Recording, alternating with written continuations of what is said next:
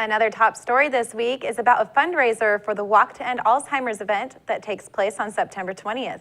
Reporter Jeff Chu tells us more about the event. It was a neighborhood fundraising carnival that brought smiles to the faces of tiny children and the young at heart. At the same time, it was intended to fight a serious disease affecting all too many. Staff and residents at Monroe House Retirement and Care Center in Moses Lake put on a community carnival Thursday to raise money for Alzheimer's disease research. Samantha Bradley, Monroe House Director of Recreation, organized the event. We are trying to raise funds for our Alzheimer's Walk next month on September 20th for Alzheimer's research.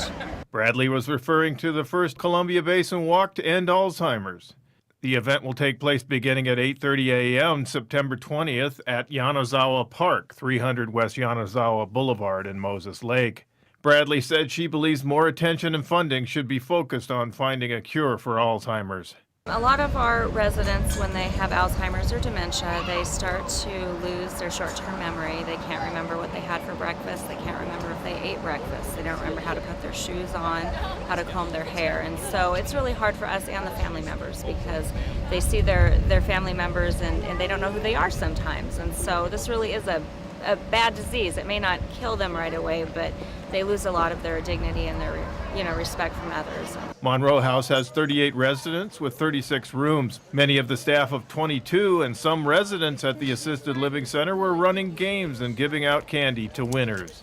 Bradley said, like many others, she has a personal stake in Alzheimer's disease. I have got family members that have had Alzheimer's, and also many of our residents have a little bit of dementia, and so we want to raise funds so they can find a cure. The Assisted Living Center is part of Genesis Healthcare, a company with more than 400 centers in 28 states.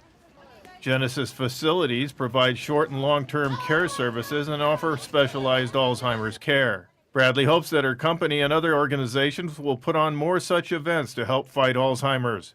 I don't think enough attention is given to it. Once a year at the National Alzheimer's Day, but all the rest of the year I think we could spend a little more attention on it. If you would like to participate in or donate to the September 20th Walk to End Alzheimer's, contact Sandra DeFell at 509-473-3390. I'm Jeff Chu for iFIBER 1 News. The Grant County International Airport is getting a runway upgrade. Reporter Jeff Chu tells us more about the repair and paving project underway. A runway upgrade project is underway at Grant County International Airport this week. Rich Mueller, Port of Moses Lake Director of Facilities and Operations, is supervising the repair and paving project. This year we've got about a $500,000 project on Taxiway C, or Charlie as we call it, which also includes a runway.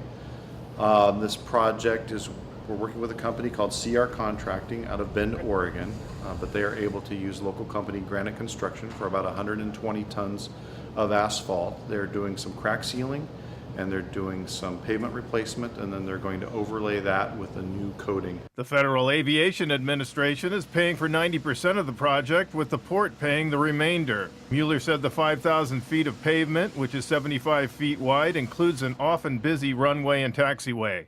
The college uses this piece of pavement 4 days a week. They've got about 25 aircraft, and they fly from morning to afternoon and nighttime. It's used as an air carrier taxiway, which means that the big jets also come back and forth on that, and the military uses it as well. Mueller said the project will involve hauling in about 120 tons of pavement. The project should be complete before Big Bend Community College's Flight Training Center reopens this fall. I'm Jeff Chu for iFIBER 1 News. Well, that wraps up our weekend edition. iFIBER 1 News will be back on Monday at 5 p.m. with the latest news from around the Columbia Basin. Thank you for watching.